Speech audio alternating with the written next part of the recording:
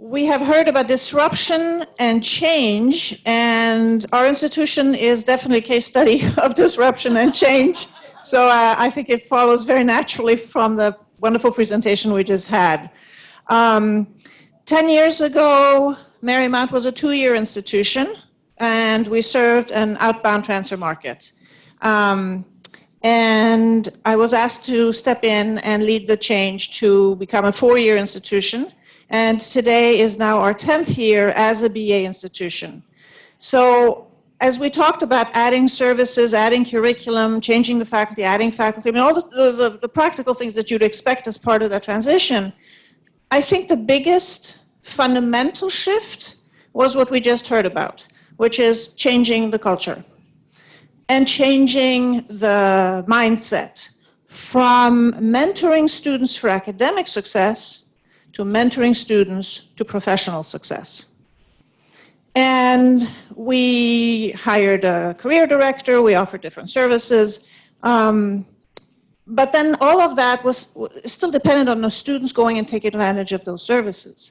So 2 years ago, we developed a more intentional approach to career preparation and job search specifically, and one of our faculty members worked, practice faculty worked closely with our career staff to develop a 2-unit required course, semester long, meets once a week for 100 minutes.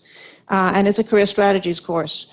And as part of that course, they learn to do networking, they learn to write resumes, they get practice interviews, they prepare LinkedIn profiles, the kinds of things you would expect. And as part of the course at midterm times, I, as the provost and the president and other leaders at the institution, are asked to come and do mock interviews with the students. And then we do that again at finals time. So at midterms time, the classroom is set up as a mock job fair where everybody gets 3 minutes to come and hover and try to get your attention and pitch their elevator pitch. And at the end, we're doing a mock interview where it's the closing interview to actually hire them. So this is now part of the curriculum, and the earlier in the 4-year journey the students take that, the better from our point of view. So I'm going to hand this now to Professor Paul DeYoung, who designed an assessment and conducted the assessment of that course, which is not, he did not develop the course, a colleague did, and so fresh eyes on the whole thing. Paul. Thank you. All right, good afternoon, everybody. First of all, I want to thank you for hanging out on a Friday afternoon, stay here presentation. Clearly, you're all one block people. Do you remember that? And as an extra bonus, I'm going to follow the 5 B's of presenting on a Friday afternoon. You know the 5 B's? Be brief, baby, be brief.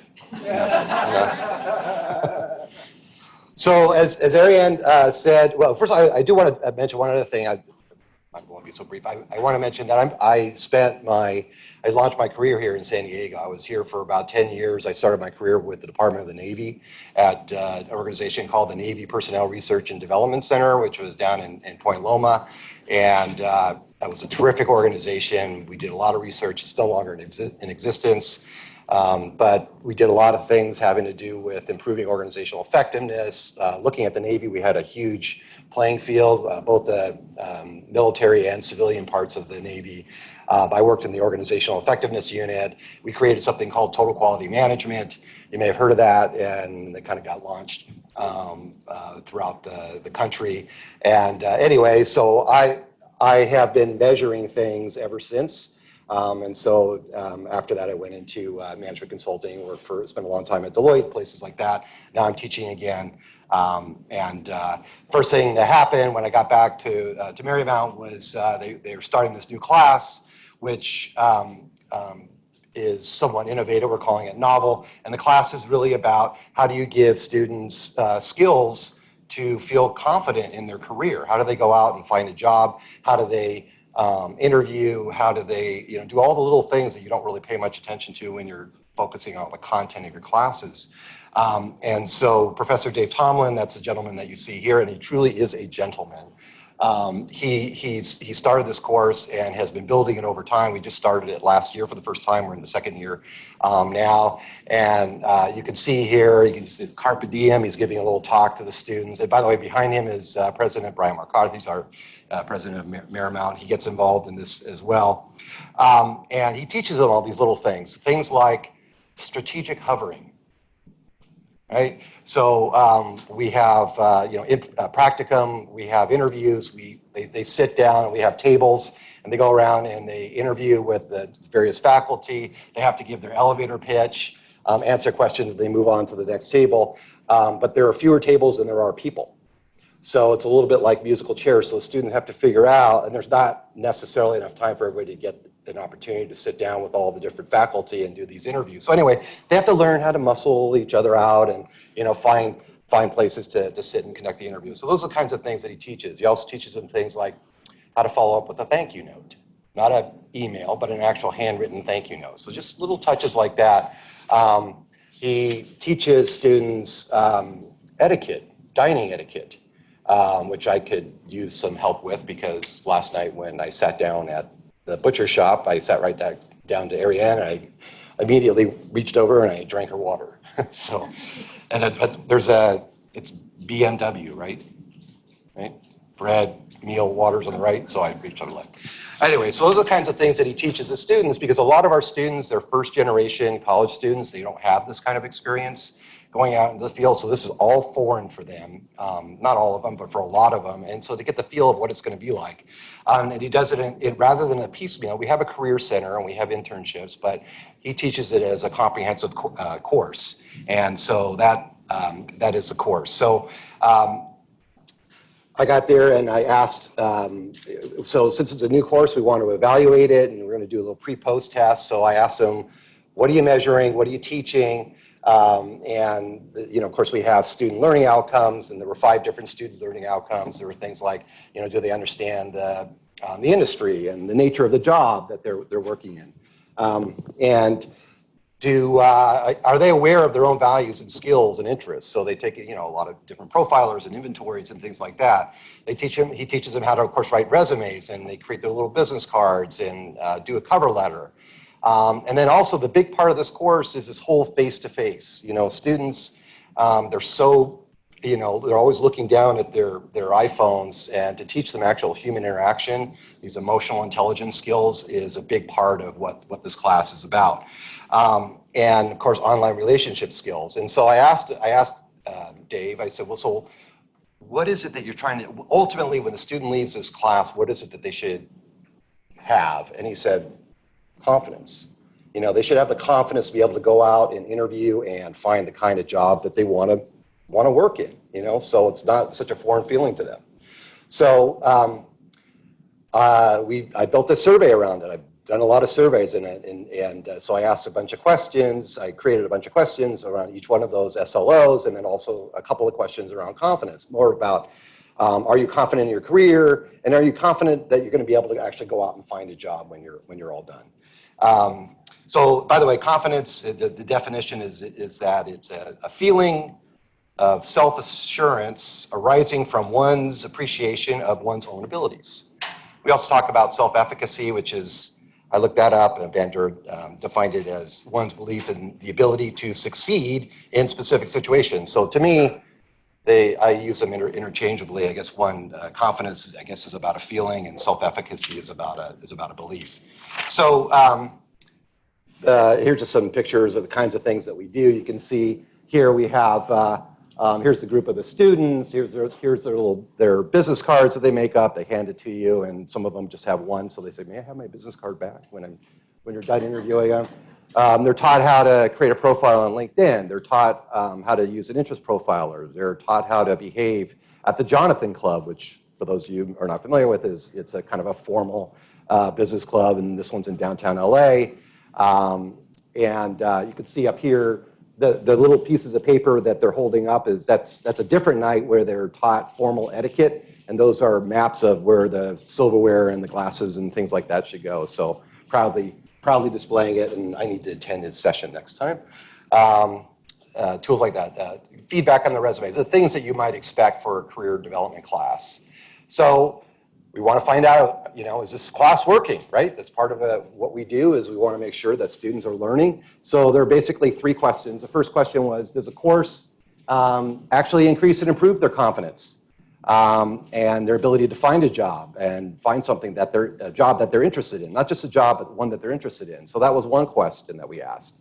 The second question was, does student confidence improve with self-assessment feedback more than without, right? Because feedback is important to know where you stand, and it can help you develop your personal development plan. So it's important. And then the third is, okay, we're teaching folks all this stuff. Are they all as important in terms of having an impact on student's confidence? Is it the online skills that's going to give them more confidence, or is it writing the resume? Is it knowing about the nature of the job, their own skills, their self-evaluation? Which of these things are more important than others? So these are the 3 basic questions. I just want to tell you a little bit about what we found. So call it a study. It's more like a convenient study. So this class has been taught for 1 year now. We're actually in their 3rd semester, so it's ongoing right now. And in the first semester, it was just taught by Dave. He had 18 students, and we gave him a survey on day 1. We used SurveyMonkey. We then gave him a survey on the last week of school and week 15, and wanted to see if there's any improvement, right? If there's any delta improvement. So we did that.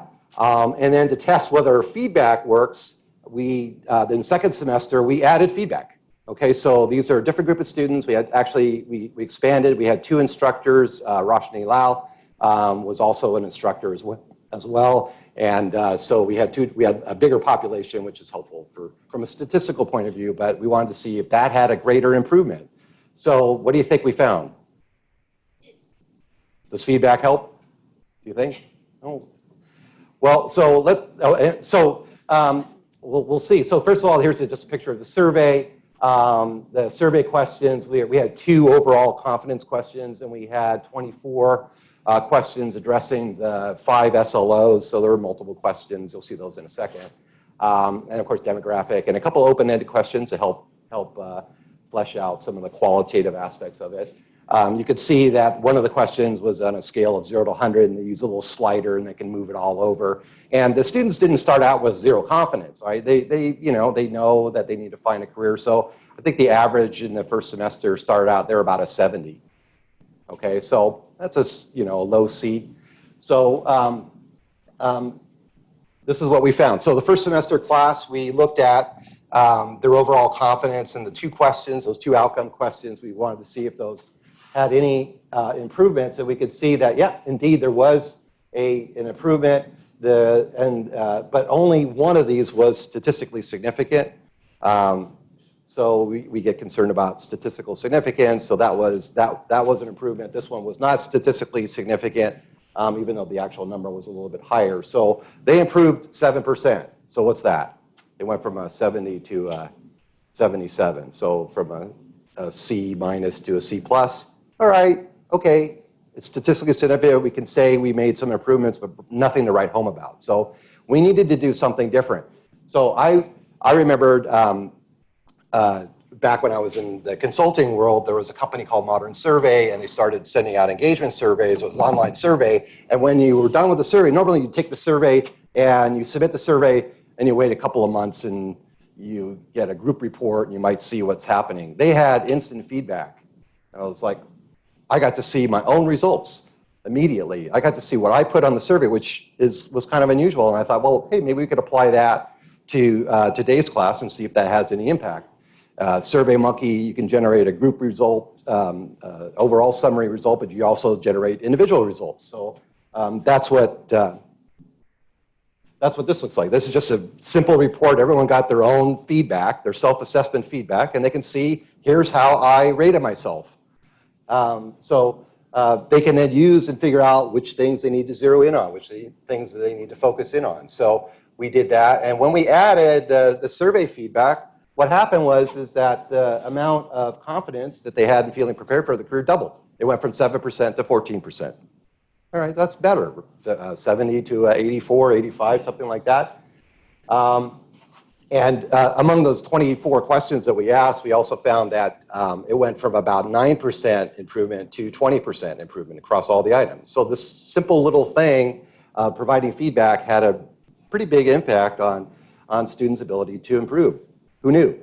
So that was very helpful to them. And I just remember Dave saying, I can't believe, students really, really like that individual feedback report. I was just puzzled. I was like, really? But I guess it was helpful to them because they can kind of see where they stand. He also showed them the group feedback so they could see where they stand relative to one another. So the last question that we asked was, which has the greatest impact on the results? So here's all the, sorry, it's a little bit kind of an eye chart here to see, but basically the point is that among the 5 different SLOs, having industry and job knowledge, self-awareness, writing, feeling confident in writing their cover letter and resumes and things like that.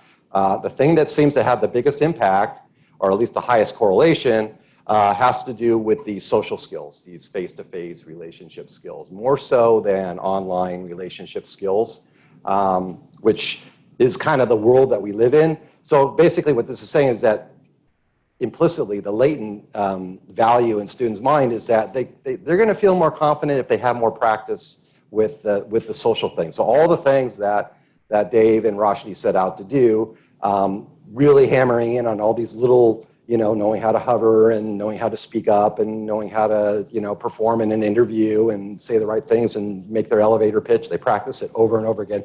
That's the stuff that really gave them had an impact on their ability, the feeling that they're able to go and find a job. We also asked a couple open-ended questions. One of them is, what's one thing you got out of this course? And you can see here some of the comments. Is that how to be more professional, be brave, right? How not to stress. So getting practice at these things. And then finally, someone actually, without even being prompted, they said, I have the confidence I needed to get a job.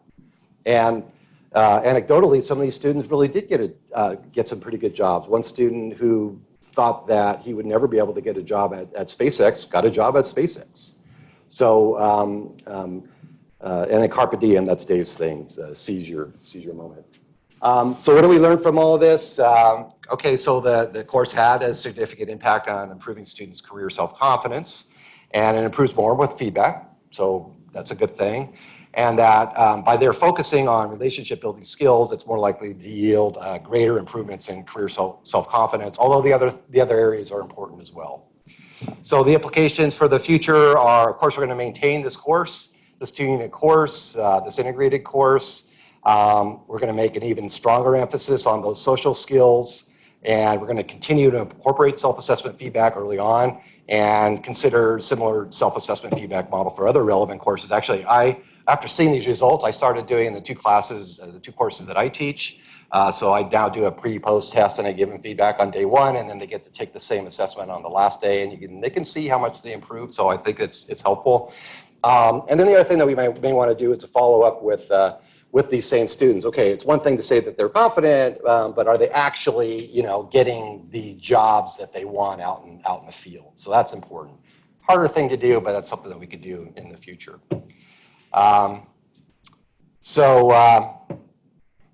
That's it.